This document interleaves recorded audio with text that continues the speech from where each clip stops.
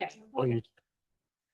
so we're gonna start our meeting at the moment, and so I call the select board to order. And because there's a quorum of the council on aging, so I'll ask the chair or co-chair to start call the meeting of the Shutesbury Council on Aging to order. Go ahead, just call yourselves to order.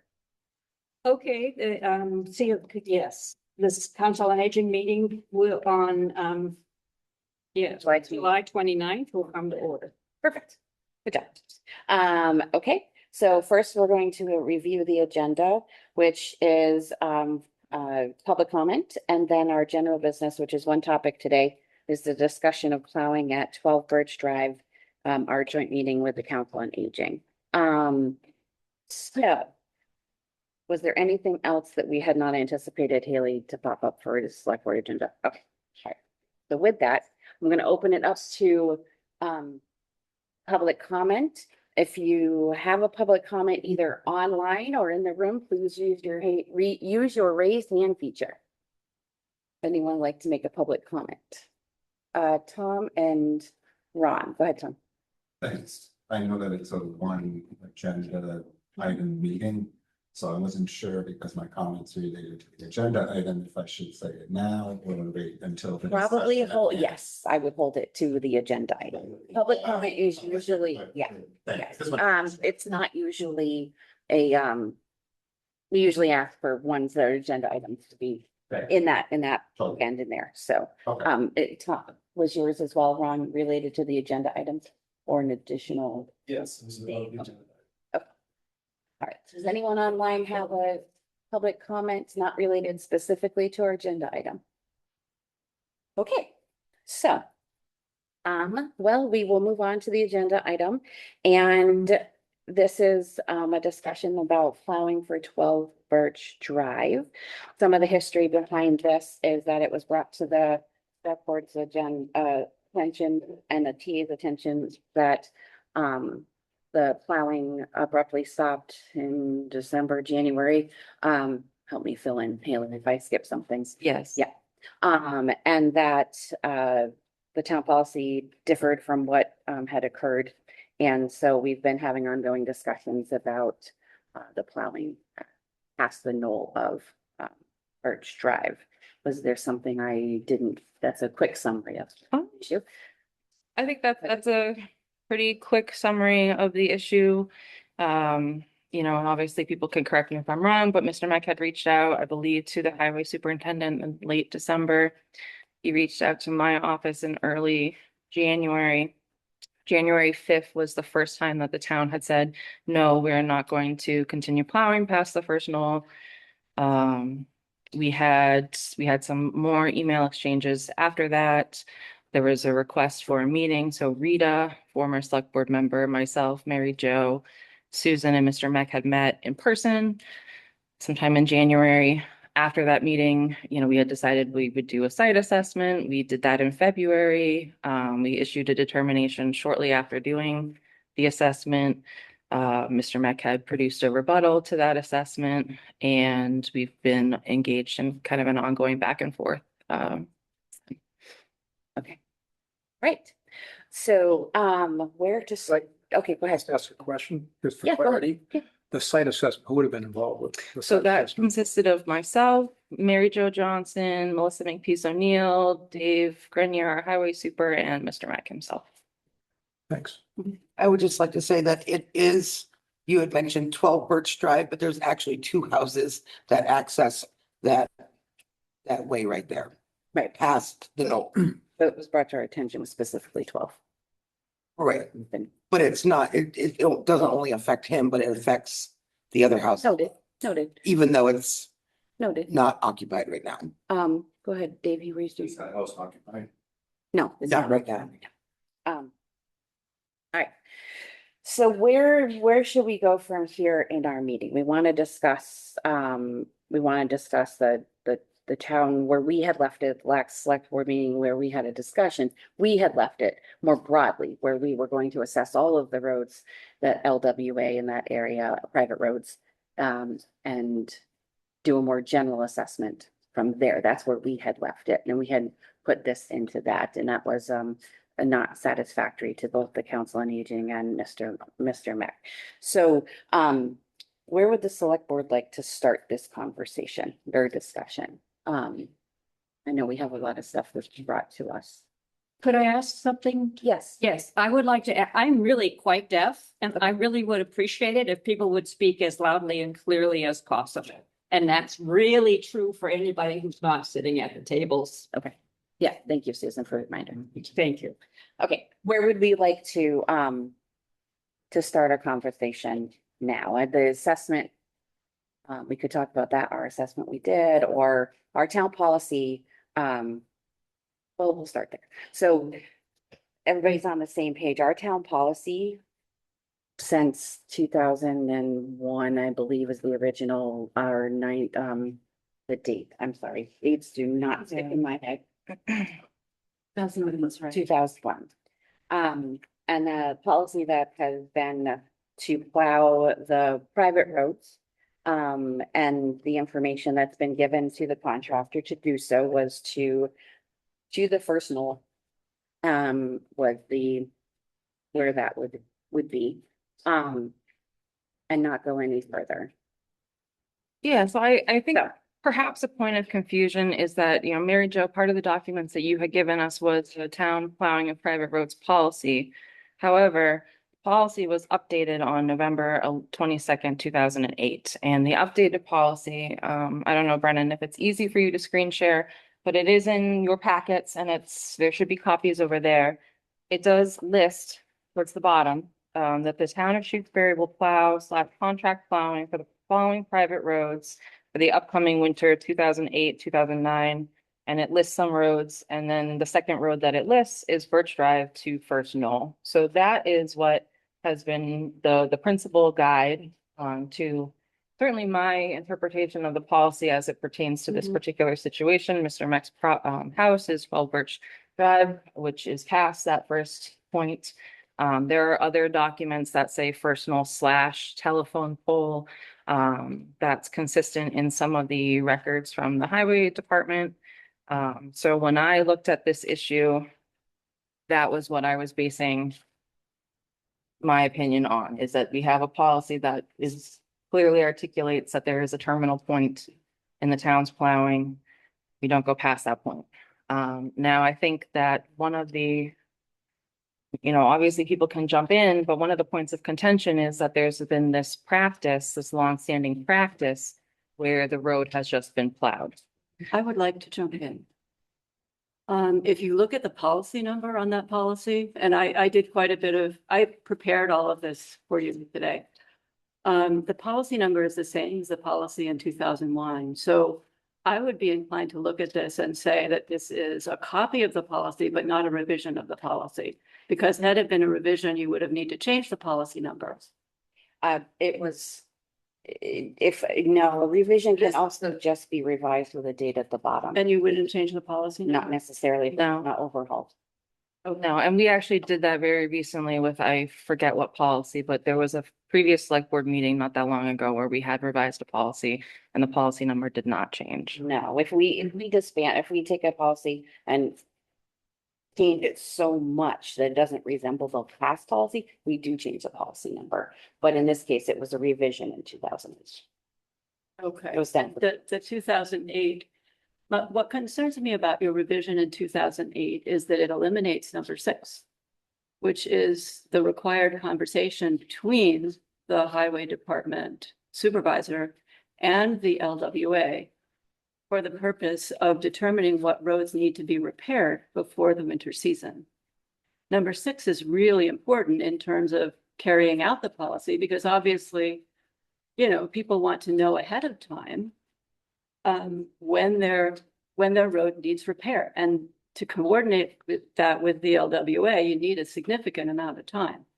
From what I can tell, although that number 6 was dropped off, and although that particular policy says something about the knoll, if you keep looking in those documents, you will see that the knoll was not referred to in other lists of roads to be plowed or not plowed.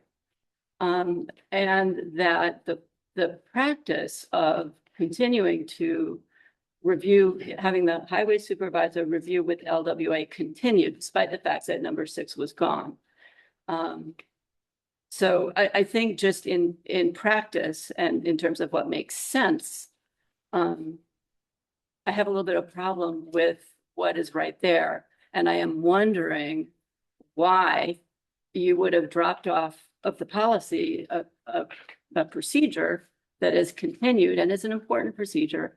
And also there's the question of actually where the knoll is located, which we really haven't discussed formally, but as I understand it, a knoll is a hill.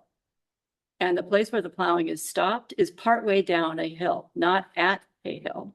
If you were going to identify where a knoll would be in that neighborhood, Ron's house is on a knoll. And there is a telephone pole or a utility pole at the base of the knoll that Ron's house is on. So if you were to really think about what a knoll is and where it would be, the plowing would go down the hill all the way, which it has done ever since then. So I think there's a couple of things that looking at the two policies that are different. Is that number 6, the list was actually included in the policy instead of just saying a list of eligible roads. And that the maintenance will still be determined by the highway super. As far as letting the public, no, I think that was removed, but this was done by a select board prior to the 3 of us many years ago, so we won't know the reasoning why. And the description of a knoll is kind of a subjective. A knoll can also go down and up, so I think. And it's been listed as the telephone pole too. So I think descriptions can be somewhat subjective in that. I don't know. Mr. Mack has his hand up, but there is one thing I wanted to say, which that I do appreciate in the COA's advocacy that you have highlighted that, yes, in 2003, the town did not follow policy. It is regrettable. We are very sorry that did not happen. We have already conducted a preliminary assessment of the roads that need to be plowed, and we're finalizing that draft now to go out. We want to get it out a little bit early, ahead of the September 1st cutoff. So we do recognize that that's important. And sometimes policy doesn't always reflect practice, and sometimes practice isn't reflected in policy. So I just did want to put that out there that for this coming winter season, we have already made preparations to do that. Did you want to take? Yes, go ahead. So one question, I have kind of the real history of what's occurred here, maybe I get a chance to present. But my main thing from the very beginning is this is something that suddenly happened without warning, with no evidence whatsoever for the reason that it happened. My calls, they asked the question, were deferred, and from the very beginning, the town's position has been to resist and to try to deny this access of what's been going on since 15 years before the policy in 1987. I have in your packet, there's letters from residents of Birch Drive to attest that yes, in fact, that road has always been plowed. So what is it? Why can't we focus on how do we solve this instead of justifications for resisting it? So what is the knoll? Does anyone have any evidence to what is the significance of the knoll? It exists there. I've got the freedom of information. I've got everything that came from the DPW all that time.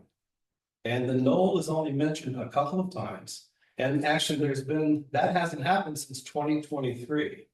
So where did this assessment come from that determined that it couldn't be plowed when that hasn't been done since 2023? And the only assessment that was done 6 weeks after the plowing stopped. So what is the significance of the knoll that we're spending all this time talking about? Well, actually, Mr. Mike, I have a question. Do you recall sending an email in 2019 to the town administrator at the time, Becky Torres. Probably. I'd like to read the email exchange because I do think it is important. So on December 2nd, 2019, Mr. Mack wrote to the select board. He said, for as many years as I can remember, Birch Drive has been plowed down to the end. I have just had a conversation with Tim Hunting, who called me a liar and insisted that this has never happened, despite my insisting it had been, and then he hung up on me. I was afraid that the change in the contract, that something like this would happen. One call to Clark Excavating will confirm what I am saying, and Tim Hunting needs to get this road plowed and apologize to me. And then Mr. Met goes on to send a second email later that afternoon that says, after speaking with Tim, I called Clark's Excavating and 5 current and former residents of Birch Drive to confirm it has always been plowed. Somewhere in that process, Tim changed his position and they just came and plowed. He left me a message that he can't be expected to know every nook and cranny, which I understand and support and know he does a great job. The oversight in the transfer of the plowing contract is understandable, though it did end up costing me several $100s in missed appointments today and not being able to get out until 2 p.m. But that was not his initial response to my query at noon, asking when Birch Drive would be plowed to see if it had canceled more work or not. Tim and the department do an admirable and difficult job. I know and appreciate that. My one and only complaint regarding Tim is him blatantly contradicting my truthful statement and sarcastically insisting it had never been plowed in all these years and insinuating I was trying to pull a fast one where we're in the transition between a new contractor. I did raise my voice in objection to that point to essentially being called a liar, as I had already asked him to call Clark's to verify what I was saying, which he did not agree to. Instead, he kept insisting to me he was unaware of the situation and just called Clark in the first place, and none of this unpleasantness would have ensued. And then Becky Torres writes to the select board, just want you to know that Tim did stop in town hall and I got a chance to speak with him about this issue. It was a big misunderstanding. Tim will be happy to talk to you about it. This is the first snow with our replacement contractor for Clark. Tim gave him his standing list of where to plow. David Boron followed the list. Tim has had discussions with Ron years ago about Ron wanting him to sand further down Birch Drive. Tim let him know he thought it was too dangerous. But over the last 15 years, it turned out that Tommy Clark had started doing it at some point, unbeknownst to Tim. Tom is a nice guy, but Tom never let Tim know about the change. Tim radioed Steve and Chuck in their trucks, and neither thought that Clark plowed that section of Birch. Tim ran into Dennis and stopped to ask him about it, but by that time, Ron had already called Clark, so Dennis knew it was about Ron. Once Tim learned he was wrong, he sent the guys over to take care of it. He also called Ron back. It's snowing again. Take care, Becky. So I would contend that there was a previous service disruption. It was an error because it was then continued, and why you continue to resist the same solution. And still there is no answer to what is the issue with the null. I would submit to the select board and the COA that David Boron followed the town policy regarding plowing and that was why you did not get it. And Becky Torres may have greenlit it, but any review of municipal law will tell you that the past errors or the past, being nice and wanting to offer a service does not commit the town to continue further down that path. The town has to follow its established policy, which as of November in 2008 said that we plowed to the first knoll. Right. And so, and I know that that list has been given to each contractor since. It does appear, like you said, that people went past that knoll, as a courtesy at the time, but that's not something that I think at this point, we have to stick with our town policy. Like we had said at our other select board meeting, is that this isn't something that we can do for one person and not others who may be in similar situations where plowing stops at a certain point in their road. We can't do it because it's public funded by taxpayers. We have restrictions legally. So,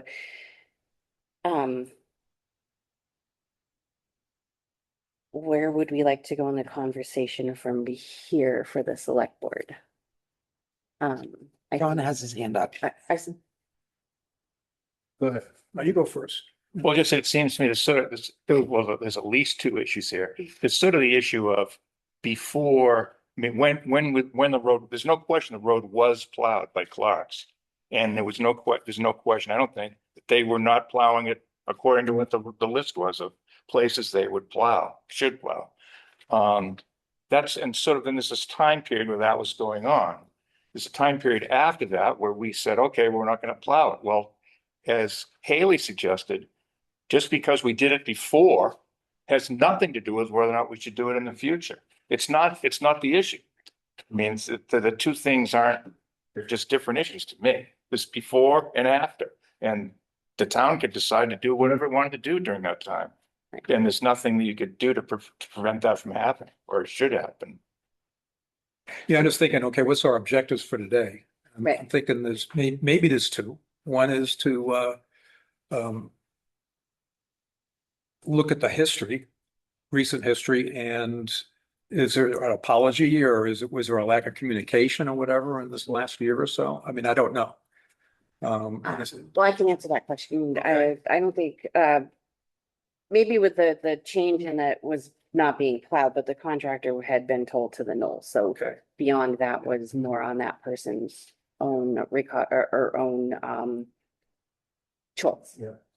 So there's that. And then Haley has been really good about communicating back and forth with, Okay, so that is- keeping the select board up. to date. Yeah, because I'm new to this. So, I don't know the COA, so I'm new to the select board, so I'm just coming on. I'm a rookie.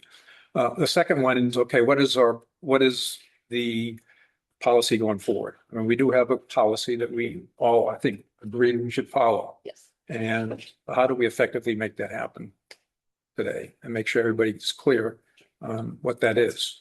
Yeah. I agree. Okay, I have a question. Ron first. He had his hand up first. So still, my question has not been answered, so we're obsessing over the knoll, as in the 25 years of documents with some gaps. About what to be done, Birch Drive was never mentioned as a problem. Most years it was okay. Other roads were worse. This hasn't happened since 2023, right? So how can you, I was told when I asked what was going on, that there was an assessment done. There was no assessment done. In November of 2025, like it should have been, there was no assessment done before the plowing stopped. The assessment that was done was 6 weeks after the plowing stopped. Mhm. And LWA, COA, LWAC and myself all asked for a response to the rebuttal I wrote, which pretty much blows out the final determination. Still no response to that. But even so, my plea is, why can't we just solve the problem? If there's a problem with Birch Drive, what is the significance of the knoll? That's become like this mythic word. What does that even mean, the knoll? The point is it okay in shape to plow? And the answer is yes, because it was plowed for 37 years, over 300 times. So if there's something that needs to be done, why isn't it the approach to say, we need to have this done for Birch Drive for us to feel that like the equipment is safe? The reason for the assessment that the town administrator told me on February 18th was to find the proper vehicle to plow the road. What happened next was the final determination to refuse to plow the road. So that sounds pretty disingenuous to me. So I think that at the assessment, part of it, we measured a lot of the road and we measured from the telephone pole, which is the stopping point in all of our policy documents. And the determination was that it was too narrow for a pickup truck. Or not pickup truck, I'm sorry, it was too narrow for a plow truck. It had been narrowed because of some construction in the sluiceway, the water drainage. It had narrowed it past shorter than 10 inches or 11 feet. It was 10.5, I think I remember measuring it, the day. And so part of that was also to see if it was safe enough, because what was being determined and conveyed to us was that it was too dangerous to do. And so, 1 minute, Mary, you. Just want to make sure. And I had then, in there. no, I understand. And then, so that was part of the assessment, plus it was brought to our attention. So we had to do our due diligence to do that. As far as not replying to a rebuttal, we understand that there is a disagreement with how the select board has felt and what we've conveyed to you on. And, but we're not going to get in a circle continuing to rebut and rebut and rebut and rebut. So we have to make a decision about this today, so, or soon, of, are we going past that first? Like you said, Eric and Jim, are we going past that first telephone pole that goes down into the knoll? Top of the knoll down in, or do we not? So that's part of it, and that's our town, we'd have to change our policy if that's the case. For the future. The other thing is that we, like Haley said, we are assessing all of the roads, privately owned roads in town that the town pays to, that taxpayers across the entire town pay for people's private roads to be plowed. And so we can't just narrow it down to one in this case and say, okay, well, okay, we've been doing it. Unbeknownst to us, the contractor is doing it. They weren't conveying that to us. We can't, that is an error in the contract. I'm glad we have nice people working for us, but that is partly what has created the problem. Even though they've been told first knoll, first telephone pole used interactively. So I think that part is things we have to figure out today, but I am sensitive to getting into a loop of giving a determination and rebutting it, and then having it rebutted and having it rebutted and rebutted. It's a circle we are not getting into, Ron. But Wait a minute. I've been Yeah, waiting in yeah, this. I had my hand up before Ron did. we'll get If to it's it. okay, I would really like Okay, to go get ahead. in here. Mary John. So I think that this is a really complicated issue. It has become a very complicated issue, particularly because of the back and forth. And that is why I suggested that we maybe not necessarily make a decision today. What I had originally thought about asking is, why was the policy on where to plow changed in 2008? Was it communicated to the LWA that there was a problem with plowing that part of the road? And according to policy at that time, had it been communicated to LWA, LWA should have tried to fix the road. There should have been some sort of conversation about that. I don't understand. I actually don't understand why the policy would have been changed and why we would not be plowing part of what is LWA's or has been LWA's understanding as, you know, part of the private roads that the town agreed to plow. So I don't know, maybe. How there's do you know more they know communication that, about they thought that? I don't understand how you know. that. Normally the procedure would be if there was a problem with plowing or sanding, that the highway superintendent would communicate that to the LWA. Now it's the LWA's responsibility to repair the road so it can be safely taken care of. And if that didn't happen, I don't know why. If there was no conversation about that, I don't understand why that didn't happen. In 2008? Yes. Well, I don't know that we can ever know that. We don't have meeting recordings from that date, and the minutes, we can check them, but they may not have captured that. And as far as what the Lake Association may or may not have known, We don't know that we they do have a legal notice that dates back to 2003, and this is from October, where it does specifically say in the newspaper that Birch Drive will be plowed to the first knoll, and that was in 2003. And this is a newspaper clipping, and people are welcome, you know, you can take one and pass it down. But this does show that there was at least some record that had been communicated in some sense. I think that one of the contributing factors in all of this is that there was just not very good record keeping. When I looked to process Mr. Meck's public records request, there wasn't a copy of the policy that got mailed out. It was simply the document that listed the streets. So there was actually no way to know what had been sent to residents. So there's a lot of things that we cannot confirm.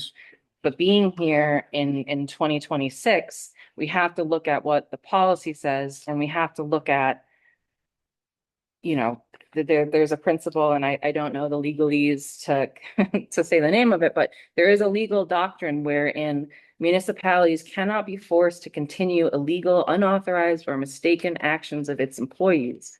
You know, those are the kind of things that, you know, when I took this job, I took off my senior center director hat and I put on my town administrator hat, and they are two very different hats. And at times they do overlap.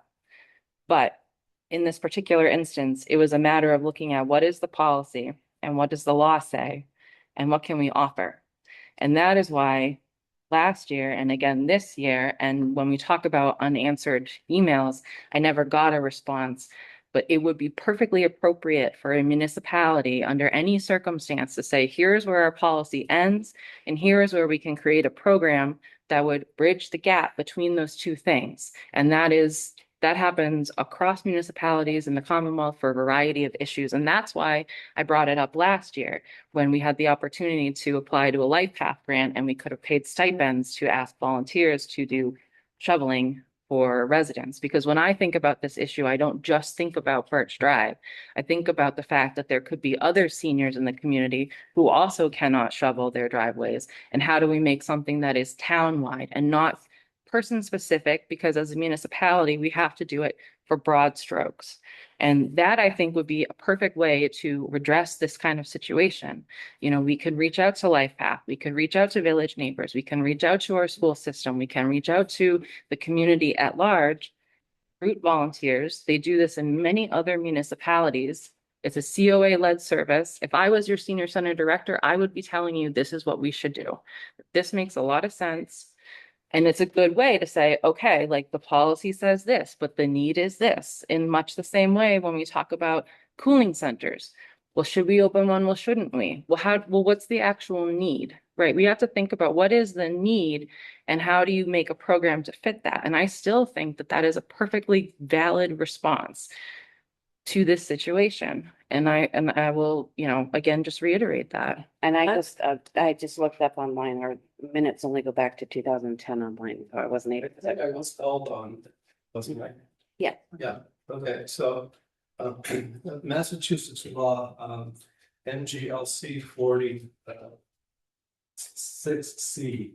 A Massachusetts town that agrees to plow a private road under this statute is liable for injuries if it neglect to do adequately and to provide emergency access causes harm as they assume the duty of care. The duty of care by agreeing to a plow the town takes on to maintain a reasonably safe condition for public travel, including for emergency vehicles. So I think the state law supersedes the town policy. And still, my question is, what is the problem with the knoll? It's just like this mythic word. Why don't, if there's a problem with the knoll, let's hear what it is. And let's get LWA to repair it. And why is that not the solution? And in addition to that, this information is not correct about the width of the road. Mary, Joe, and myself, I sent a tape measure at that, the narrowest part of the road is 10.5 feet. And you know why it's only 10.5 feet instead of 12? Because David Barron graded the road in November for the purpose of plowing and made it narrower than it had been before. A Lake Wyandotte road is 20 feet wide. So there can be alterations made, it can be made wider. The telephone pole that seems to be in question, that may be impeding upon the road, maybe call the utilities. There can be a solution.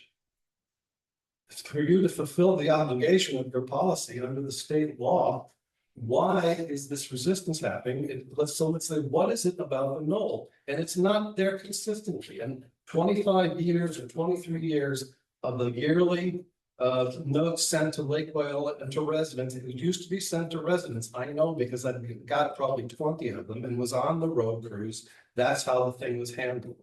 That hasn't happened for 2 years. But yet here now, it can't be plowed. It's too dangerous. There wasn't even anything sent out to address Birch Drive or any road. So if let's focus on the knoll and say, where did that come from? So What is it about the knoll that makes it, and if there is in fact a problem, which there's still no true evidence, why don't we find out what that is?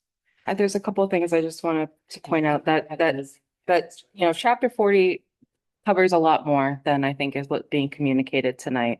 And, you know, the legal opinion that we have received from our town council is such that the town needs to follow its policy and that we are not beholden to prior administrative errors. It is the duty of the town officials, town administrator, to, when there is an error and how the policy was applied, to correct that error. That much is clear. There's a couple other points that I wanted to just kind of highlight. So the day that we did the assessment, Mary Jo, Mr. Mack, we had a conversation at the end where I said, we're getting ready to leave. Is there anything else that you want to communicate? Do you want any other photos? Is there anything else that you want me to know before we walk away? And that conversation was, no, everything is fine. Thank you for being here. So there was an opportunity to address any potential deficits at that time. It was not done, and I don't want to get into the weeds because we're 7 months later. And 7 months later, we can see that in 2019, the former town highway superintendent deemed it dangerous. And I believe that the reason for that is that there is no turnaround point. Trucks have to back out when they plow. That is simply unsafe. You should not be backing out a plow truck in order to exit a part of a road. That is what makes it unsafe. I am quite sure that is why Tim Hunting said that it was unsafe. And in the follow-up email, one second. In the follow-up email to Mr. Meck's rebuttal, I did specifically say that the town would plow to the first knoll as stated in town policy. So, and which I had reiterated on January 5th. So I have been very consistent in saying that this decision is couched in town policy, which is what my responsibility is as your town administrator. And what our responsibility as a select board is too. So, go ahead, Ron, and then I'm sorry, I don't know your name. Okay. Before David Barham began plowing the road, the Clarks went back and forth, turned around and went out forward. I've sent photos to the town administrator to show the bottom of Birch Drive is in fact 100 feet by 50 feet wide. I'd like to know the vehicle that can't turn around in that area. The Clarks did it for 31 years. Part of the problem here is that David Barham doesn't want to do that and is trying to back out. So there's a procedural error here. I don't know why that's what he's doing, but he's not turning around, going out forwards. It's absolutely untrue that it's not enough room to go around. As far as what was said at the end of the assessment, that's the assessment that the town administrator presented as a way to understand what vehicle was needed to plow the road, which was not true. And the assessment was then used to underline the final determination. It was disingenuous and untrue.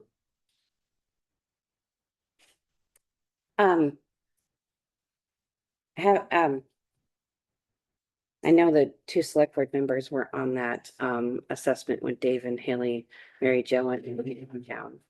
And so when you go down there, it does open up wider, but there are driveways. So the road itself, which extends past into the woods, it's unfinished. That whole space is not the road. The road is only so wide. And so without plowing private property driveways, there's no way to turn a truck around. Trucks plow over private properties all the time.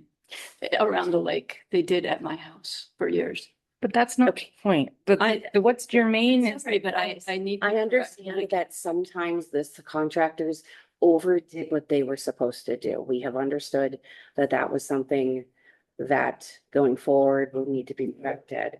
What I'm saying is for us to make sure taxpayer money is only used to plow roads and not private driveways is, in this case, the plow truck goes forward. There's no place for him to physically turn around on that private road without touching the private property of the two properties. And so he must back out. Otherwise, he's plowing, using town funds to plow actual private property. So that is also part of the problem. If he has to turn that truck around, he is now doing a large swath for both private owners down there. We have to make sure as taxpayer funded contract, that that's not occurring. That would be like for us to go to, I don't know, 10 Wendell and plow their driveway to turn around. They can't do that. So he has to back out to stay within the parameters of taxpayer money. Go ahead, Bruce. My name is Bruce Hartley. I live at 25 Great Pines Drive. Been living there for 26 years. I'm deeply saddened and disheartened to see this going on. I use the word spreading drama among us humans. It's not, it goes on all over planet Earth, but anyway, here we are. I've always been a member of LWA, was on the board, various committees, roads committee, interacted with Tim Hunting many times, Dennis Clark many times, and I also had with David Borley.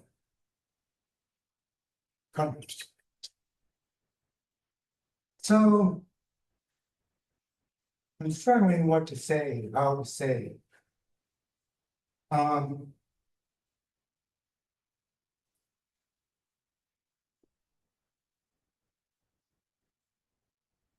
humans make the rules.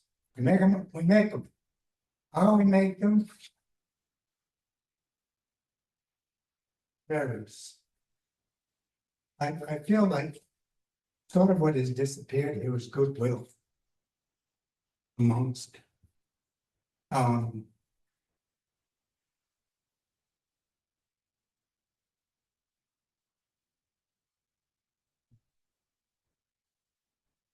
Lake Wyola Association. The kind of humans involved there and the town change of humans goes on all the time. We come and go in various positions and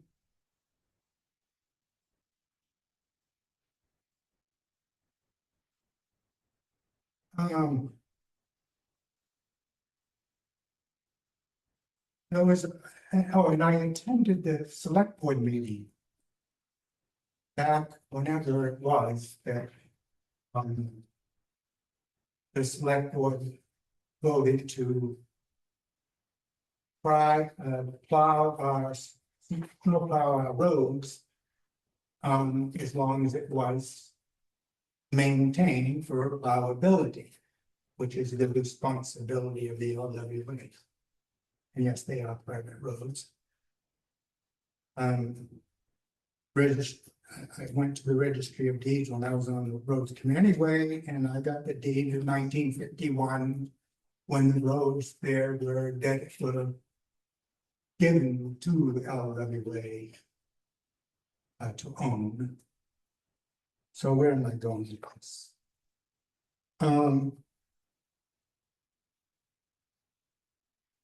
This is the first eruption, I don't know if I'm using the right words, eruption, first of the snow plowing around our roads. Never happened before. And if my memory recalls, at the town select board meeting originally was that it was goodwill. Us landowners around the lake who own, yes, we pay our tax money to the town happily. I do, you know, grateful to be living here. And in exchange, partial exchange for that was the town willing to spend the money to plow our road, not to maintain, but to plow. Goodwill of the town.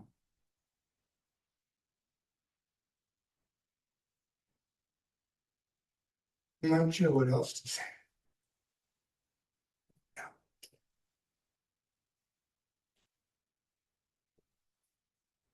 I have a quick question that maybe Dave can answer for us. How does the town plow roads like Briggs and Stoll without utilizing private property to turn their rigs around to go back out? Those roads are wider. So they're able to turn around in the middle of the road, not utilizing private property to get out. Dave's gonna answer that for you. It's a town road, not a private. Okay, but when you go down Stoll Road, you're in there driving. Are you not? It's actually the end of the road.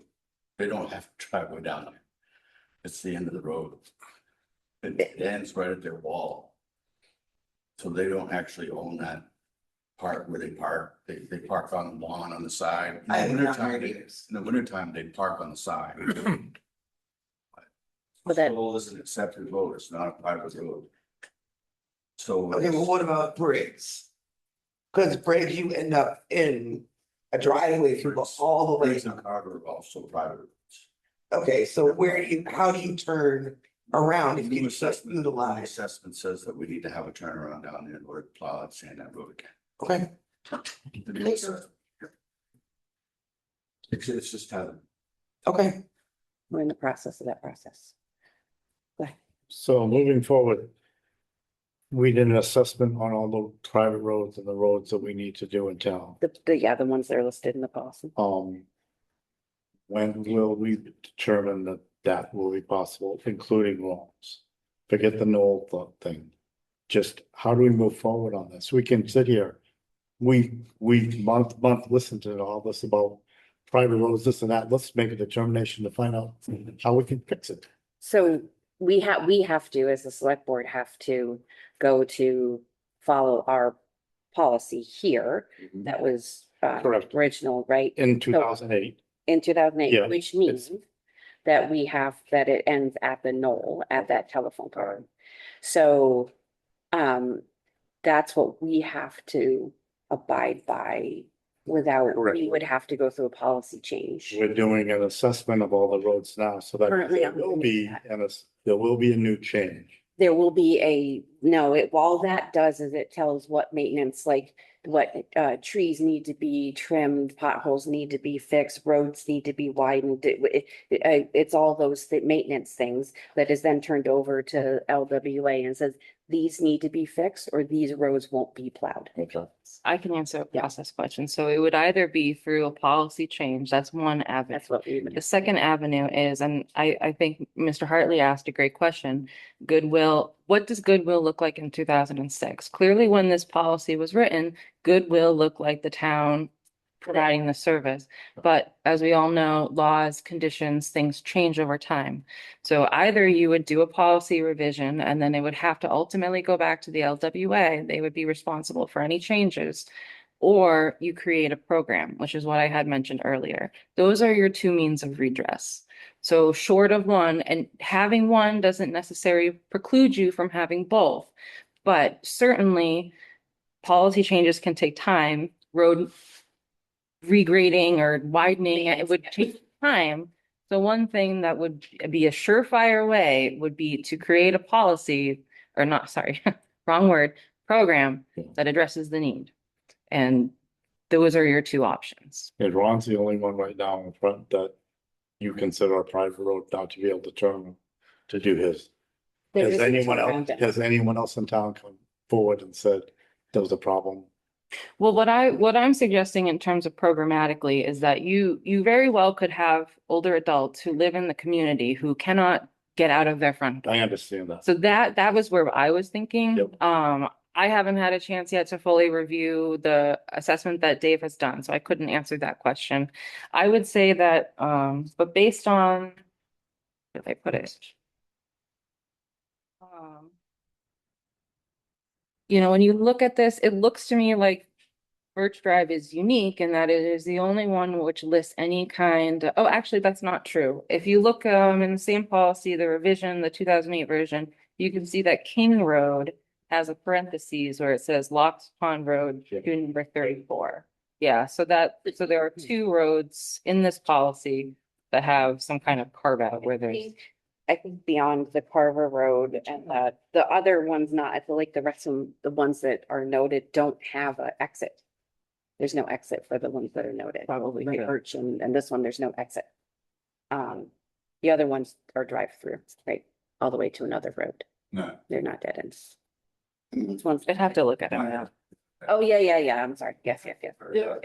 There are many roads around the lake that have no exit, Okay, including mine. I only glanced at the ones I knew that had, so that's my mistake. I would, let me just insert, I would hate to see a policy imposed on the Lake Wyola Association where they had to create turnarounds at the end of every single one of their roads. I think that that's highly unrealistic.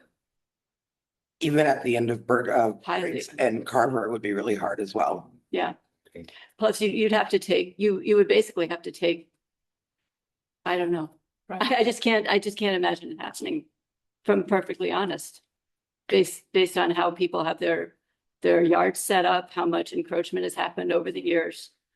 It would be very difficult to create turnarounds at the end of every single road that's plowed I could agree. around the lake. But It's, yeah. But I think one thing too, that, you know, again, this is a very complicated issue. And I say that with full earnesty. It is very complicated. There are many layers. One of the additional layers that you have to consider is that as a municipal vehicle, plowing of private roads carries with it far more liability than simple plowing of public ways. So when the town is looking at how do we make it safe for a town vehicle, we have to be mindful of the fact that our liability risk increases exponentially if something were to happen on a private road. We are responsible for, instead of, for example, if there's damage on a public road, we have about 30 days, or the resident has 30 days. There's 5 years between the damage of a private road to when they have to notify the town of that damage. And the rates increase. Our insurance company has advised many other clients that it is very risky to do this. And so that's why, you know, when we make a policy, we have to be mindful of that, because we don't want to put ourselves in a situation where we're going to be inadvertently creating a much greater liability later on, which is why, you know, again, to go back, what does goodwill look like in 2026? Well, they didn't have this insurance, these parameters in whenever this policy was first drafted. I'm curious about whether our contractors' vehicles are covered under a town's insurance. Because we're not really talking, They have to. we're talking about David Boron's vehicle. We're not talking about a town vehicle that's plowing that area. Am I wrong about? Well, I don't know enough about insurance to know whether or not he would then be personally liable for it. I think Well, that's. It would seem to me that way. He might know. Still liable. Anything that Dave Ward does. But he's our subcontractor. He, our subcontract. Contract. Down there, it's town responsibility. Completely. If he damages a car, his car was plowed, whatever, that's his personal, that's his liability insurance. It's that car. We're talking about private properties. We're talking about, I took the highway vehicles off of those roads because I need them for the main roads. And those highway vehicles are very valuable in the wintertime. I lost 2 of them last year. If I lose 2 trucks, some of the main roads and some of even the gravel roads don't get plowed on time. And then I get complaints from people on accepted roads because these vehicles go down. And so if a vehicle that is slated for town roads gets damaged on a private, the effect is the same. It takes away from all of the other accepted roads in town. I can tell you right now, winter storm budget has been blown out of proportion for many years. And the reason why is because we're doing more than what we should be doing. And the liability is huge. I only went by what I saw on policies and what I saw in the newspaper clippings, whatever Tim left behind for the breadcrumbs for me to inspect the private roads. Okay, so I was still grasping what to do with these private roads last year. And I had talked to both Dave Warren and I hired Clark Sandy. He has a smaller truck. And it is still too big for some of the roads. He said he has to back in, back out. That's huge liability. All you have to do is have one kid on a sled, slide down a hill somewhere on those private roads, and Dave then Dennis Clark drive over in one of the sand trucks, backing out or backing in. It's a huge liability for the town. So my biggest fear is, you know, the town's trying to do something nice. They've done a nice job over the past years, you know, trying to make sure that some of these roads are cleared for emergency vehicles and stuff. And you'll be surprised some of the complaints I get from residents on a private road about the way their roads being plowed or sanded. And the town's doing it on everybody's dime, not just the people who live on the private roads.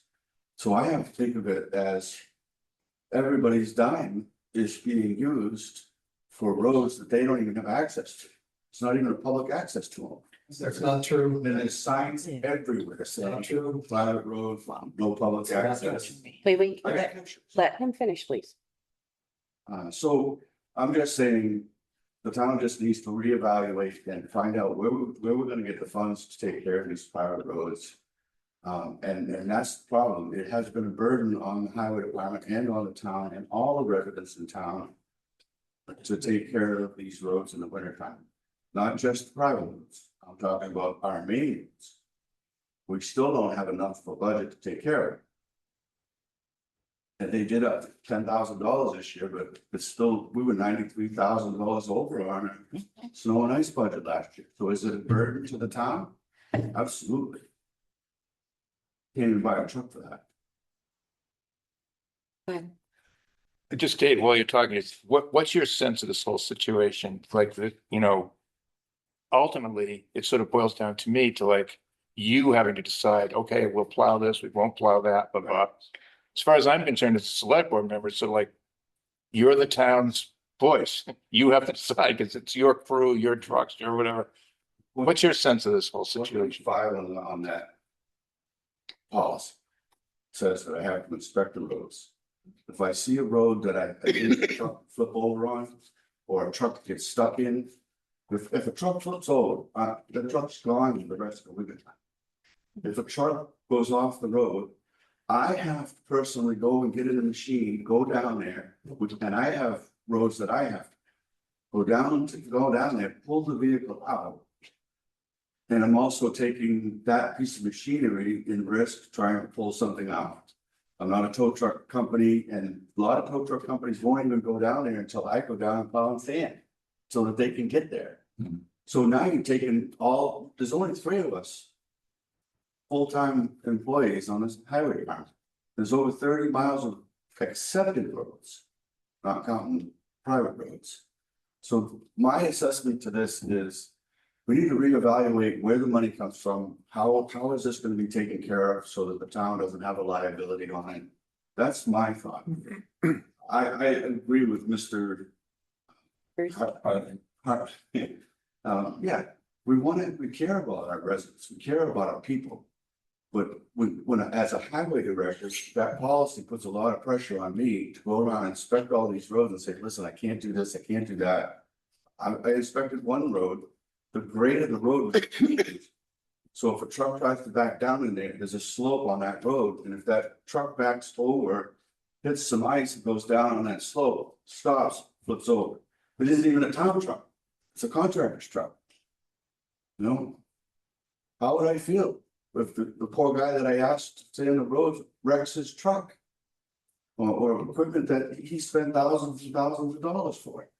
So that policy puts a lot of pressure on a highway superintendent to say, listen, we can't do this, we can't do that, and then you get the feeling, you want to help people. And, that's a big responsibility for a highway superintendent. Those are my feelings on it. That's just feelings. As far as the laws go, and as far as what policies are in place, I have to go by those. So I'm not trying to go beyond policy by saying I'm not gonna go past a hump in a road where there's a telephone pole where I think the truck's gonna get stuck down in there. It's a decision that the town's put on me because of this policy. Okay, so I'm not, everybody thinks that the highway superintendent hates them. That's not true. We love our residents. We love people. I want people to be safe. I want you to be able to get out of your driveway if you need to go to your doctor's appointment. That's not the point. The point is, what is my responsibility? Is to plow and sand accepted roads and follow policies that the town has in place. And what is just to add to that too, Dave, what is the responsibility of the person, of the owners of the road, right? And that's also a large part of this, is what the owners are responsible to do. Before I call on people, did you have any thoughts, Jim? Before I. Well, I just have some thoughts about the overall Okay. process. Do you wanna? Yeah. I saw, sorry, Ron, I did see Susan and then Tom. Oh, I had one question. Why was it not until January the 1st? Oh, after 2 years before that, you enforced that policy of the normal? Would be one question. As far as the turnaround, Tom just did a search for me, 20 feet needed to turn a pickup truck around. And in fact, those adjoining properties, we can infer, and we can legally infer that the town has access to both my part of it and to the neighbor's part of it to use that to turn around, as happened for 37 years. May I ask a question? Yes, How do you turn a truck around, 20-foot turnaround in a truck without touching and plowing private property? So they can turn around. because the road is 20 feet wide. But the issue of, I mean, this is just, again, more and more resistance, no solution focus. And now we're talking about a whole bunch of stuff that's not on the agenda. And the situation in Birch Drive is getting lost in the rhetoric. And still we don't have a clear answer on that. If that's true, why was it plowed for those 2 years and then suddenly stopped without notification, without warning, without please do this? In addition to the fact that David Warren prepared the road for plowing himself. He was paid by a private person to do any construction. It was was not related to a town request.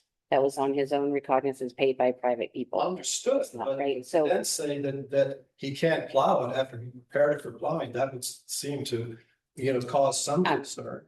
well, but And Dave, can I ask you just a question?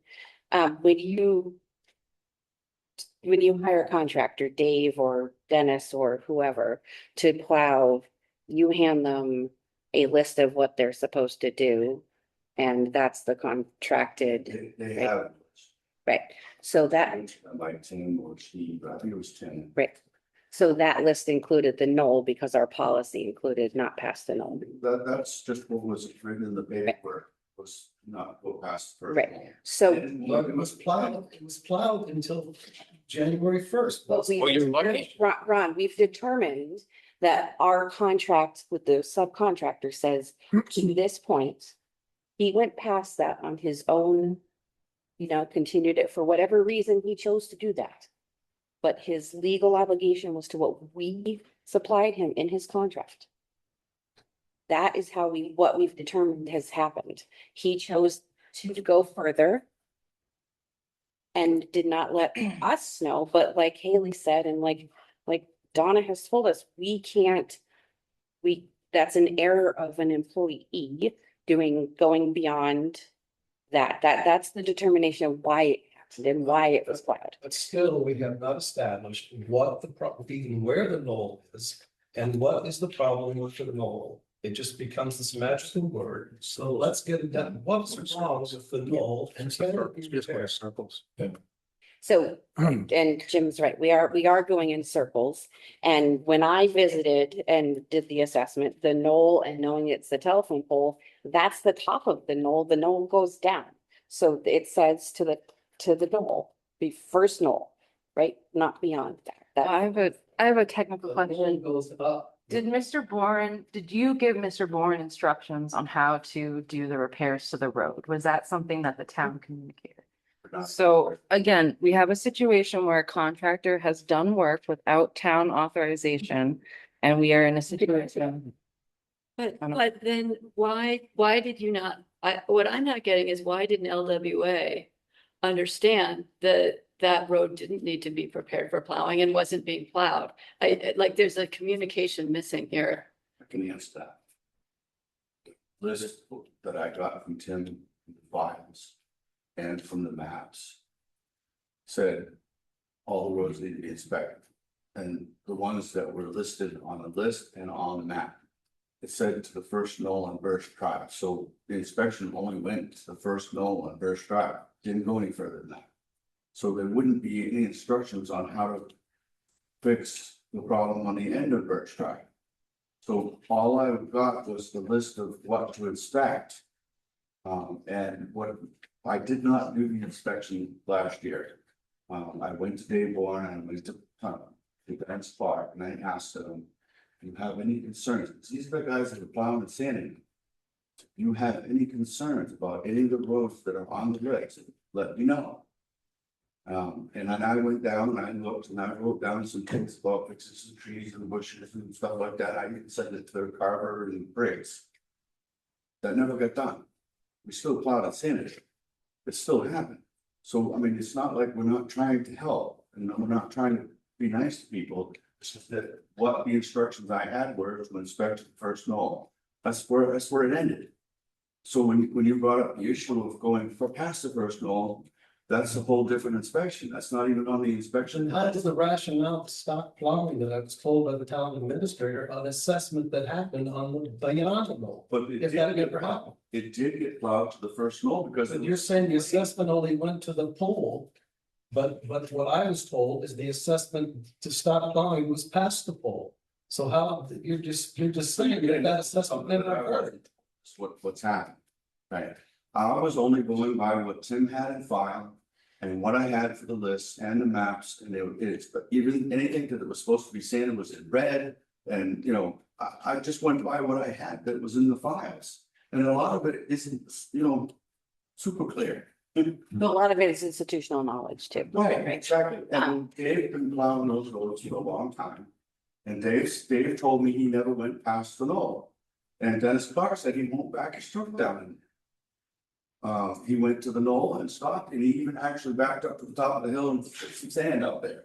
But he said he won't back past that because he's afraid of not getting out. So these are the contractors that I count on to take care of those roads. And when they have a concern, I have to take that seriously because I do not want anybody getting hurt. I don't want anybody getting, you know, damaging their truck and the town being liable for private roads that aren't even accepted to be done. So why don't these concerns about sanding go to the LWA? Well, the policy doesn't even cover sanding. Early this year. No, it doesn't. That's what happened last year. Early this year. They kind of agree. Look at it and say, So, you know, see what they. So- Fix or maybe repair and go with it, they could be saying, saying. So what you're saying is stuff is going to the LWA, but then they're not following through to do anything about it. I haven't seen anything done. But, and I used to plow and speed down there. I used to sand down there with the 1 ton. And half the places you go with the 1 ton, you can't get in and out of. And he's not the only one that has a knoll. Birch Drive extension. Not Birch Drive extension, but Great Pines extension.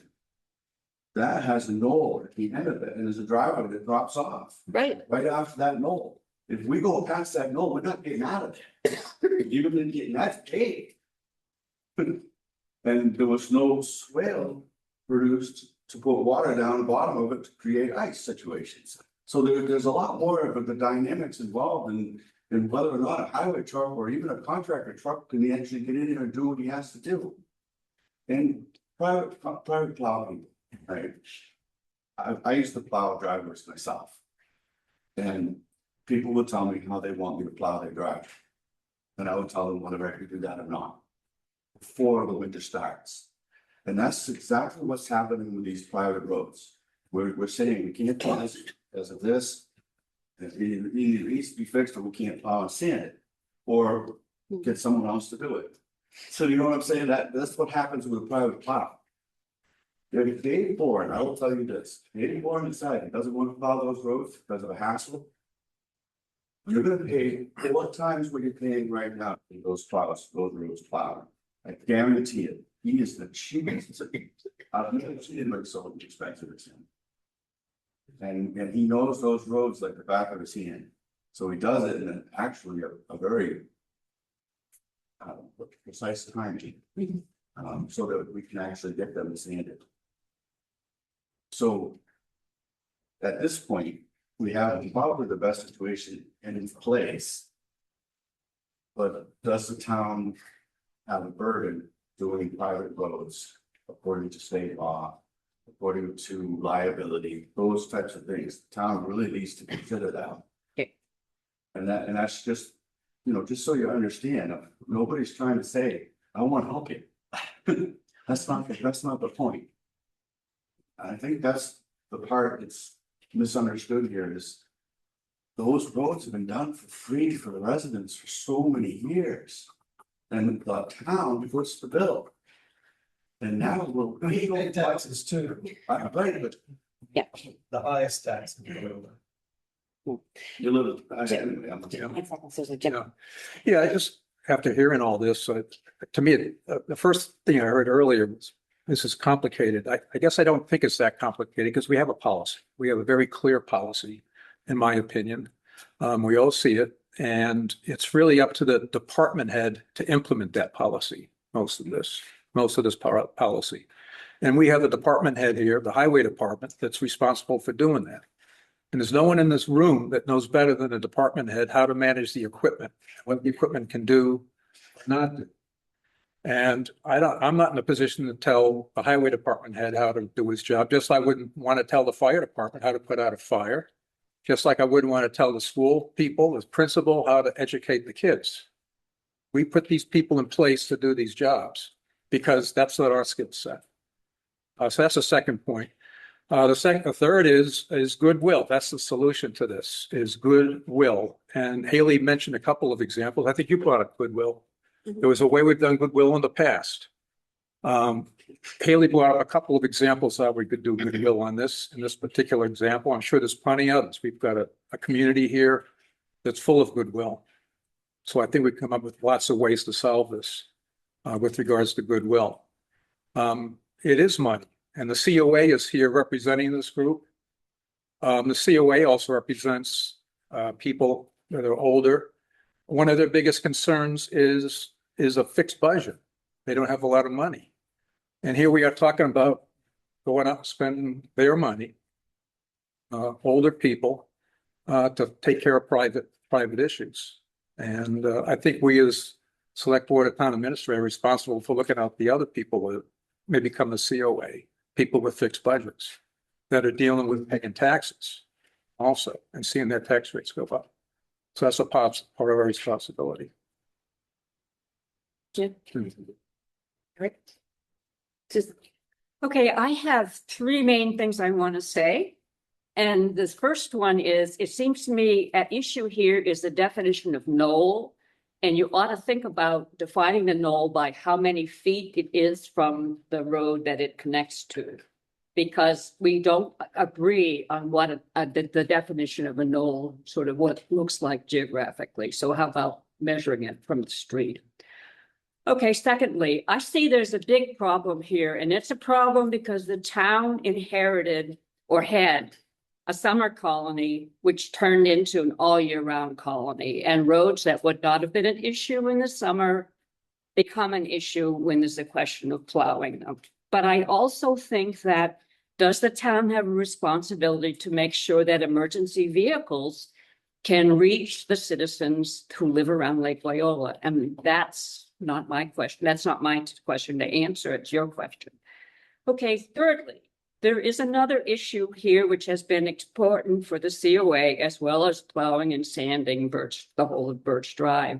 And that is how a senior citizen was not treated with respect. And he, at the very least, deserves an apology for the way his road was all of a sudden in the middle of a snowy winter, not plowed, not sanded. He was never told in advance, we're going to have to quit plowing your roads. You need to find another solution. He was not given that time. He was not given the courtesy of having his telephone calls to DPW, not the DPW, but the Roads Highway Department to find out what was going on. So he was just not treated. And when he wrote, trying to communicate with people about why he thought his road should be plowed, as it had been in the past, he was not really answered. He was told, no, your road's not going to be plowed, but he was not given a proper explanation. And I think it's the responsibility of the select board to deal with these issues, which are wider issues. COA needs to know that senior residents are going to be treated with respect if they have some kind of concern to bring to the town. Thanks. Here's this. Susan, I think, just to go, I don't want to, I think maybe we should, since the knoll definition was whoever created that as a boundary, I think, maybe we do redefine what knoll is if we address although the telephone pole has also, which is at the top of the knoll, is also been used. So I think that's something we can do, is define that. And the investigation include why it's a problem, which is still not been answered. Well, one reason it's a problem is that Mr. Boron doesn't unplow it, right? Am I right about that? No, it's the turn point. Well, I know that's the policy, but I was told to inspect, and that was to the first knoll. And I believe it's written down somewhere. yeah, well, no, it is. Multiple. Asking what is the rationale? Okay, assume that it's a problem. Okay, assume that is some terrible problem. What are the specifics of the problem pertaining to beyond the knoll? That's still not answered. And just to keep going back and say the knoll's here, the knoll's there, it was listed there, it was listed. Okay, where did that come from? Well, the problem with the knoll is that our policy said to stop at the knoll and the contractor was going past the knoll. That's unbeknownst to us. That's the issue. But it came would from take it somewhere. further. It came from. Hold on one second. As I said earlier in this meeting, I believe that this question has been answered. The issue with the knoll is that it is so steep that there is no turnaround point. So you have to back the vehicle out. That is the issue. And whether or not it is true is a question that we can continue to debate for however long we want. But to say that the question wasn't answered, that is the answer. And we have said that repeatedly during this meeting. That should be answered with something that's true, and there is a space to turn around. With the permission of the landowners, of which I am one. And was also on the other side. With the permission, surely you have the right of way to turn around in the 50-foot wide area at the bottom. Yes, and then it became the issue of the private property and the plowing of that. So I do believe that even, we can sit here and argue semantics and what is subjective and what is not, but the reality is the town has provided these answers. I apologize if the communication in the beginning was not there. I certainly, when I became aware of the issue, I always responded. I had conversations with you about, I will reach out to you only if I have updates. I cannot respond to every email, but I can certainly say, yes, I will update you when that information is available. It was communicated that that was the policy that we were following. I'm wondering, we've been at this for an hour and a half, and I'm not sure that we've hit any new ground in the last. And I do admit, there is some.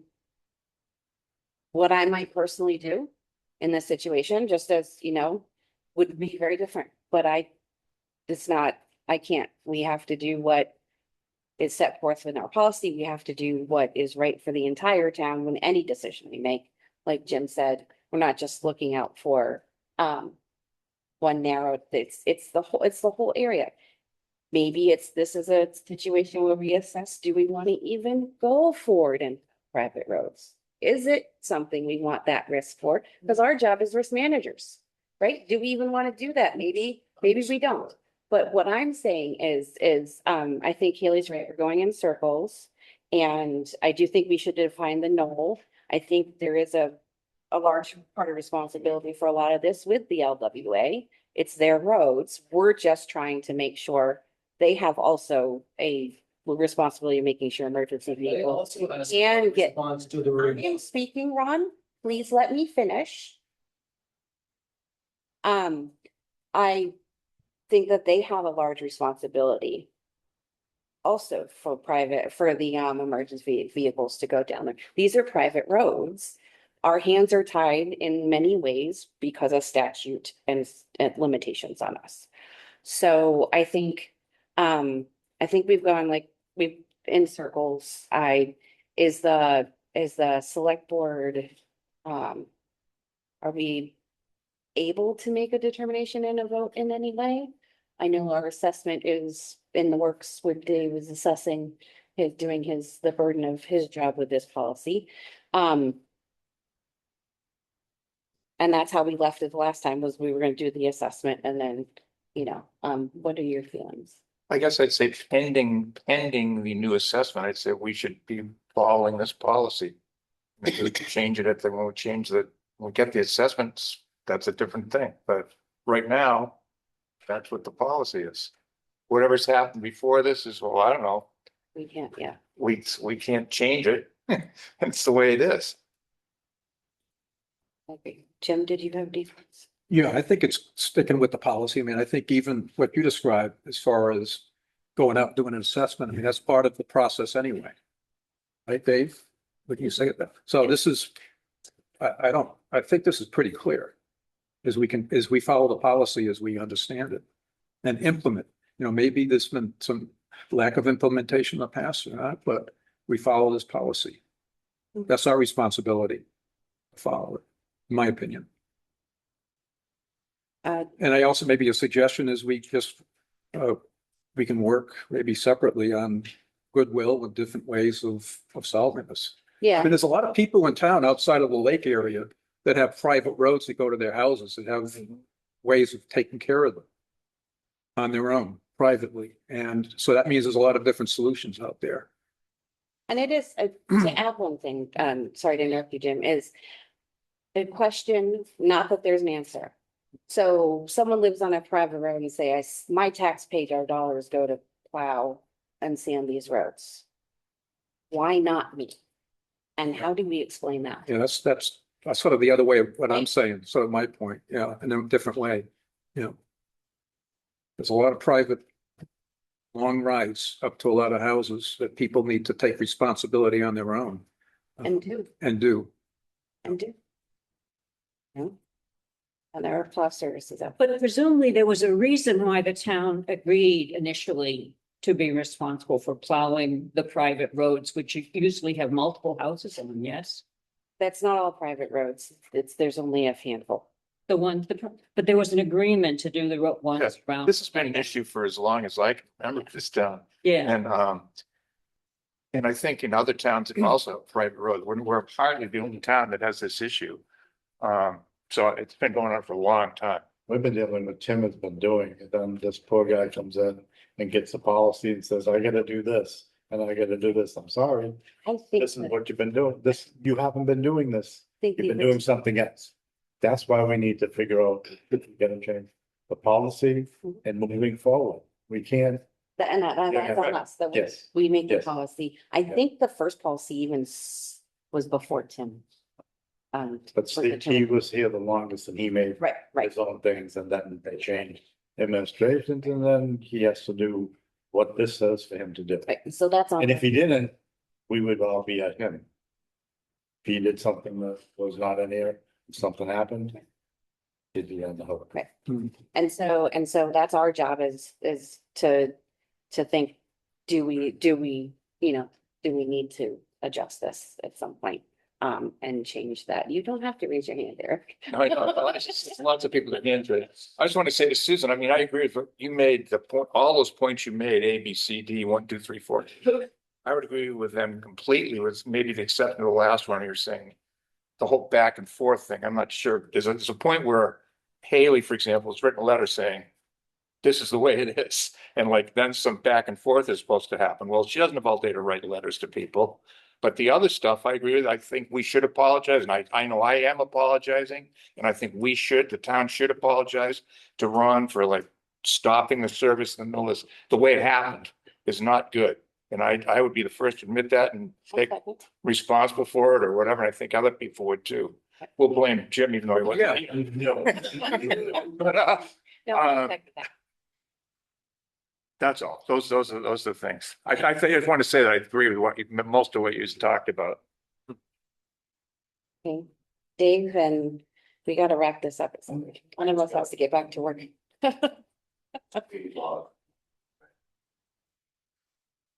Laws. And it does state that the select board makes a decision whether or not the town would be burdened by us doing certain private roads and so forth.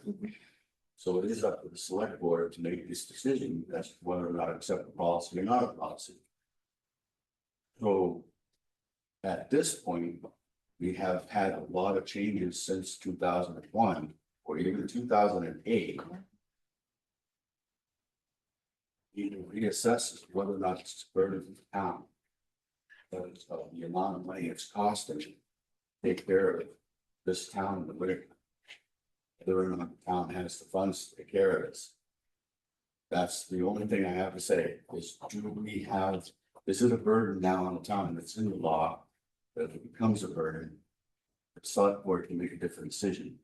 So that's my thought. I think the select board needs to revisit and see where we're at in 2027 fiscal year. And whether or not we can even afford to do this. Right. With And that's right, and that's something we have to, that's our burden to do, right? That's what we have to do. And we need to collect some information on that, right? We need to see how much has it cost over the last 5 years to do that? How much is the future cost going to be, right? So that is something that we will have to look at. I'll let Tom and Ron, and then I think we're gonna end the meeting because we are going in circles. I agree. Thank you so much, Seifert. The points have been building up as the meeting has gone on, so I'm trying to pare them down to the more important ones. I admire you for really thinking about what does the policy say, and let's follow the policy. I think what we're witnessing today in part is a combination of inconsistencies over the years about hewing to that line. And I can find many instances in our town of when what one thing says isn't what is actually done, or vice versa. Something is done, but it doesn't say you can do that. This policy is an example. Apparently, people have been doing more than policy said you should do. My house in 1986, in its deed, and I consider a deed a policy statement, says no non-Caucasian shall ever live or own this house. 1986. And nobody caught that after it became illegal in 1962 to write those things down, and they were going to be written down. Would anyone enforce that policy, even though it's written? So there can be wrong policies. There can be illegal policies. Practices can misalign the policy for many reasons. And sometimes it's the policy isn't right. I'm not speaking to whether or not this policy is right for the snow plowing. There are informal policies that exist in Shutesbury, such as posting certain private roads as nobody but the residents or deliveries may come down here. That's not legal. Those roads are public access once they open themselves up to things like garbage collection and snowplow.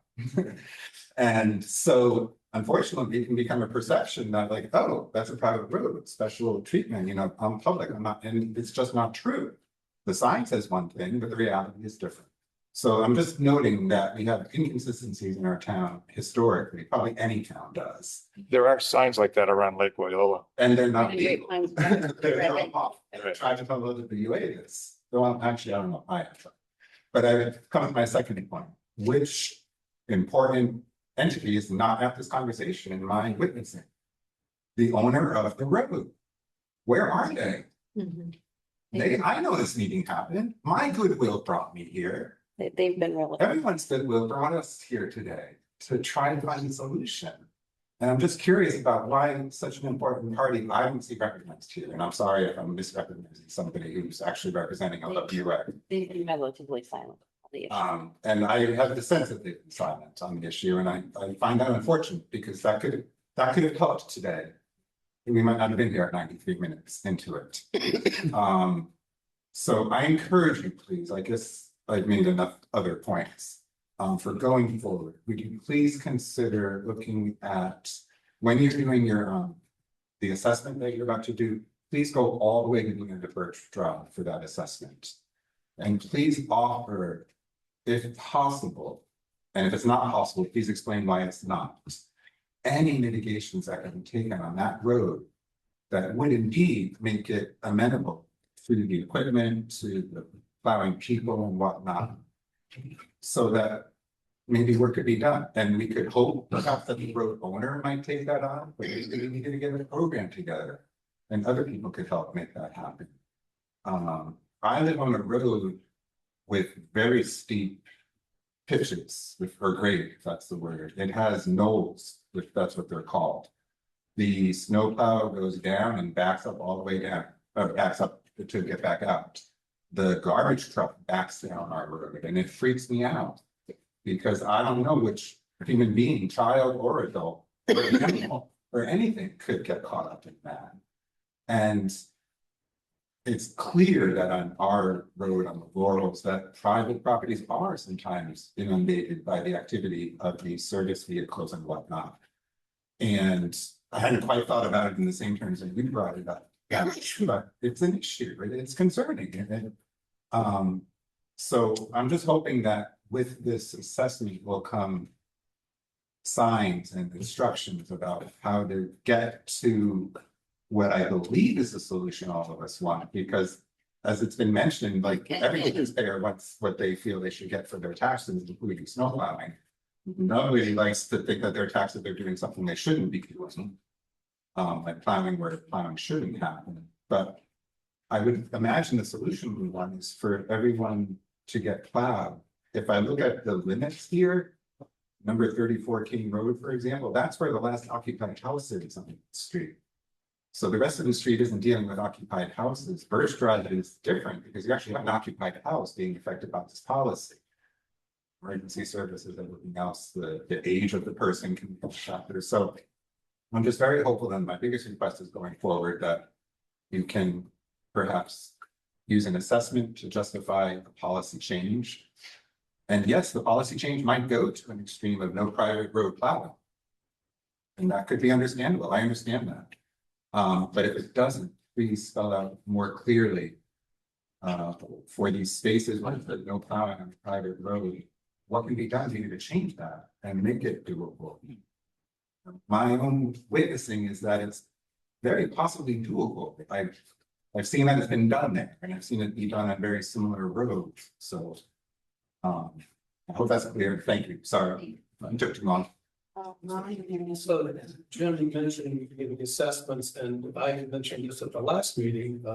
I'm all for that. You know, I mean, I've become kind of the poster child for this thing that's got expanded to all of this and created a big issue. And I do feel I'm getting lost in the swirl of it.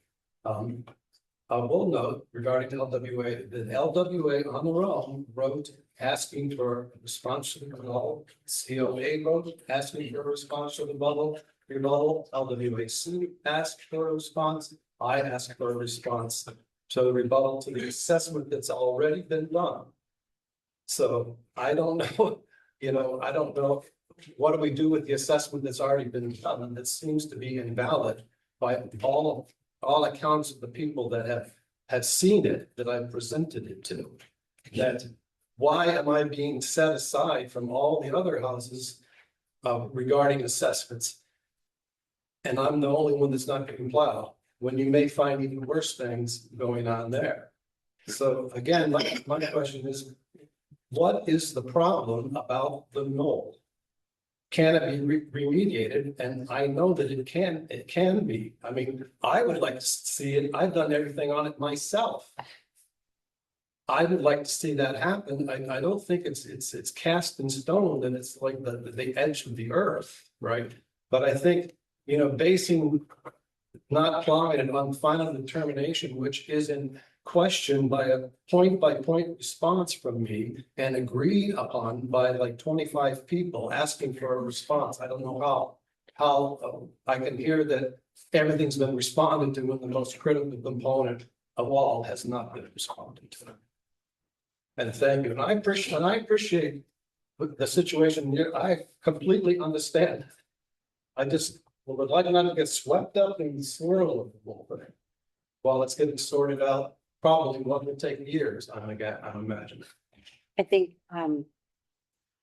as far as a rebuttal goes, the information will be the same. I don't know that, we understand that our initial assessment, we understand, Ron, is not exactly what you wanted, and then not exactly, the determination was not what you wanted. Like I said before, if we rebut, you rebut, it's just a constant circle. We understand that. That's why I asked the question earlier about who was part of that assessment. It seems like all the right people were there, the Right. people that needed to be And there. the So I don't determination understand. was the narrow and I the. mean, that's teacher and a all big of effort that. to Yeah. get all these people together, In the to winter. go time, we out were there, yeah. to go out there and take a look and and having the right people. To having the right people. I'd be happy to talk. I'm just saying, an assessment was done and we had all the right people there to do that assessment. Okay. Who was not there that was not the right person? You had the select board, the town administrator, the highway person, and a person from the council on aging. There probably should have been a planning board member because there's a planning board criteria in the policy about shared driveways. And that's a zoning Well, we were assessing it for danger and for Right, the, ability to be plowed. determination. The shared driveway aspect. Is That was the one of the- primary thing. It hasn't come up tonight, so I haven't mentioned it, That's the primary point. The important person, they're all important people to be there, but having the head of the highway department there and making a judgment. Again, that's our town expert on what can be done or not done. Which is contested by vision. Again, that's why we don't go and tell Lenny how to put out fires. Lenny knows how to do that. The superintendent of school, we don't tell them how to teach our kids. Well, That's why we hire the head of the department, head of the highway department, Ron, please. head of the highway department, who knows the equipment better than any of us in this room, who's out there every day working these roads. That's the person we rely on to make a judgment, what's safe to do or what's not safe to do. Can I just ask more of a procedural question? Sure, and then we're gonna end our meeting. Actually, can I say something after? And then- Okay, then we're gonna end our meeting.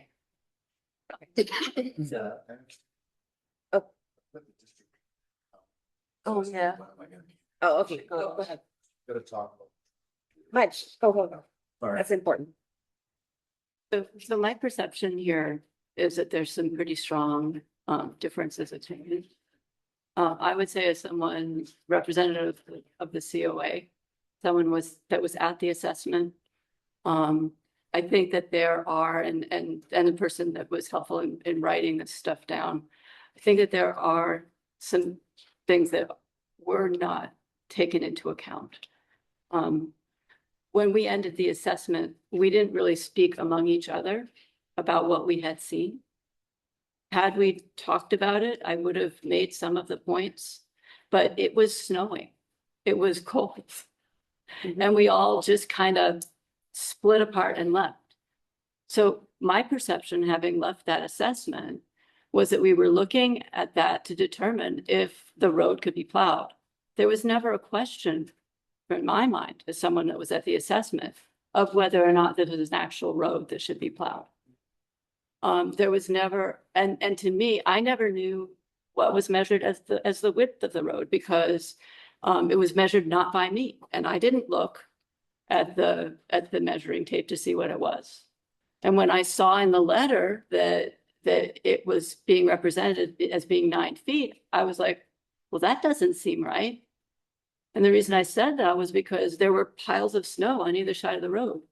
And we measured from one pile of snow to the other side of the road, pile of snow.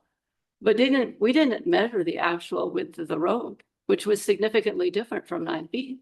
So then when I read what Haley had written about why it couldn't be plowed, with no mention of the fact that it would never be plowed, because it wasn't your responsibility to plow it, I thought, well, there's something wrong there. The road seemed like it is fine to plow. It was never mentioned that the bottom of the road you couldn't turn around in. The first time that I'd ever heard that you couldn't turn around to the bottom of the road, having been someone that was at the assessment, was this morning. So what I'm seeing is a decision that was made without an assessment in December that had, as far as I could see, no basis, that was not communicated to the LWA, that was not communicated to the homeowner, that the homeowner had to come to Haley to find out why this had happened. And then what I see is a series of explanations justifying something. I don't see that it was really an assessment, and I don't really see that it was a good assessment, and I don't really see that there was any kind of conversation about whether or not this was a road that should be plowed at the time that the decision was made. And I suspect that there are reasons unrelated to any of the things that we brought up today. I suspect that the reason for the stoppage of plowing has something to do with something that we have not discussed. And I don't know if anybody at some point wants to discuss it, but I think in all fairness, it might not be a bad idea for it to be discussed.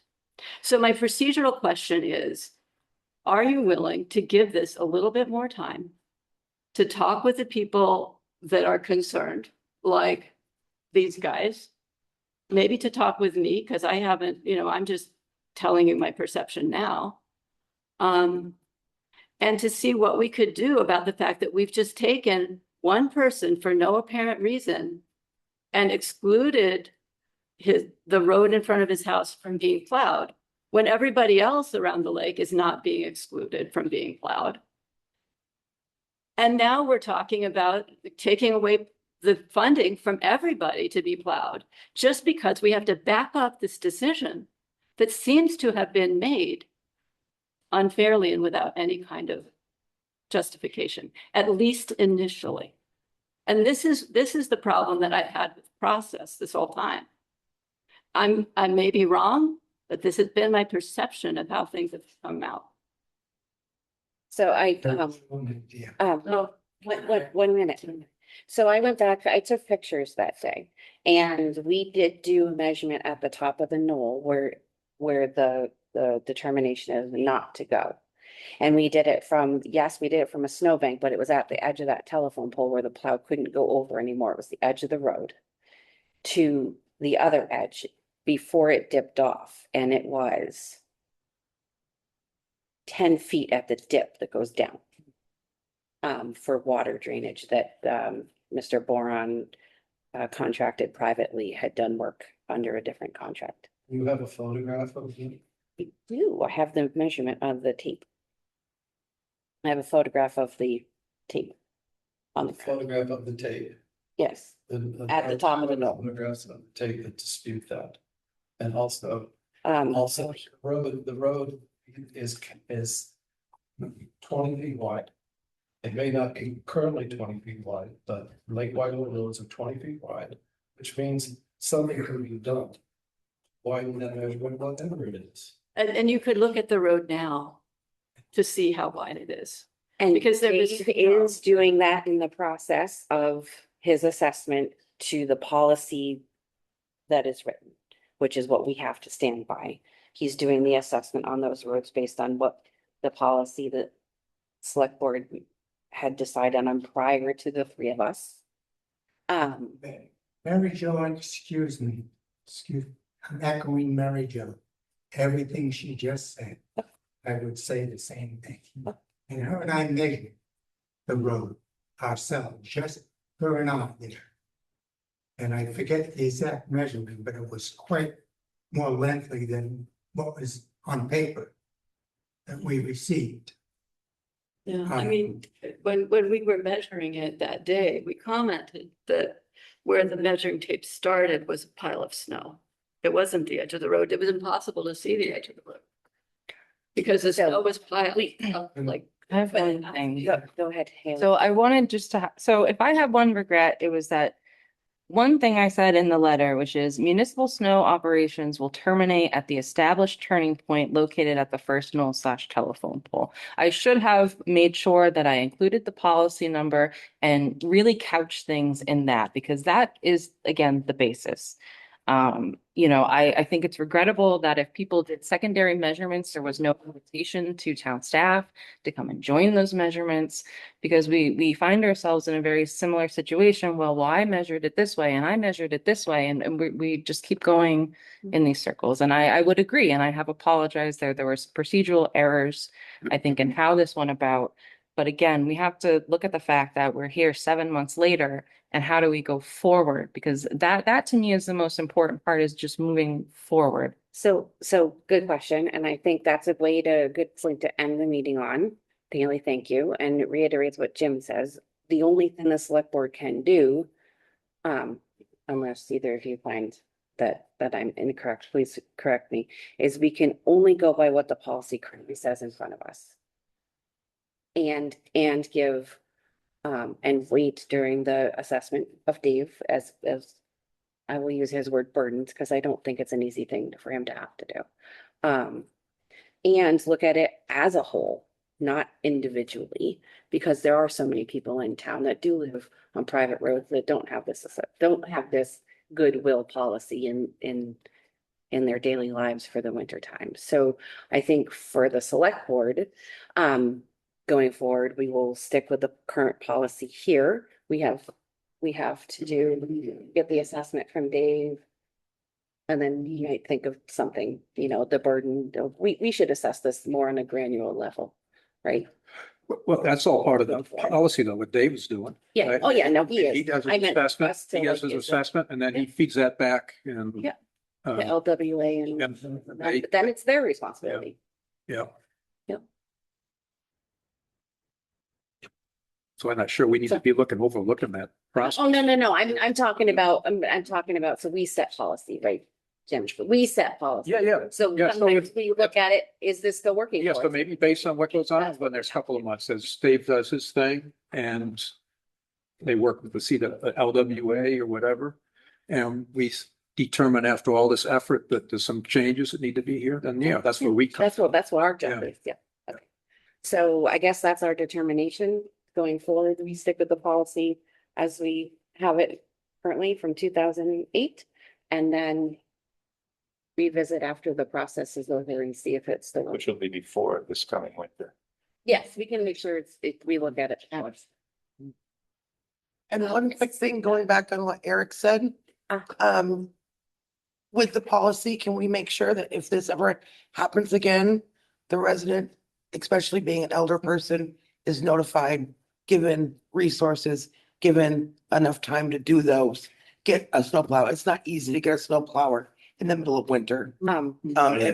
So yes, but part of that lies in LWA for us to tell them we're not doing this, and that's for them to also tell the people around the lake. It's not always. But if LWA is not in town, how are you going to make sure that communication happens and the elder person? That's a bigger question, I think, than what we can talk Which about. is why there's a date, September 1st is there.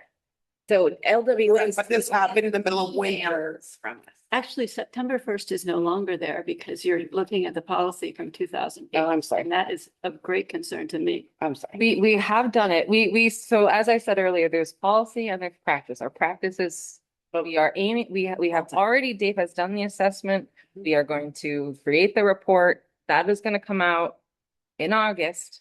It'll be ready well ahead of September. And, and if there's a takeaway, it's that there are certain procedural elements that are not in here that should be in here. And I know I have said that previously.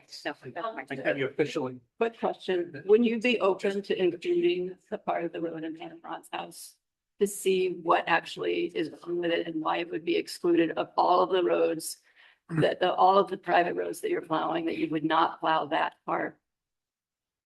Because I think that would be reasonable. That would. It's possible. be I different think policy. So that goes, if there's no justification in one of those policies Mhm. about why one road on the list of roads from LWA is being excluded, then I think there ought to be some sort of. so justification. here's my answer to that, and that touches on what Rick had said earlier. So we can certainly make recommendations. Whether or not those recommendations can be implemented in a timely manner by the property owner or the road owner, LWA, Yeah. is another question. So that's. So what, hold on one second. Make the recommendations. Yeah, For the. I think we would be, Front of Ron's house. I just want to answer. So yes, we would be willing to do that, but what I would also recommend is that there needs to be a second plan for that.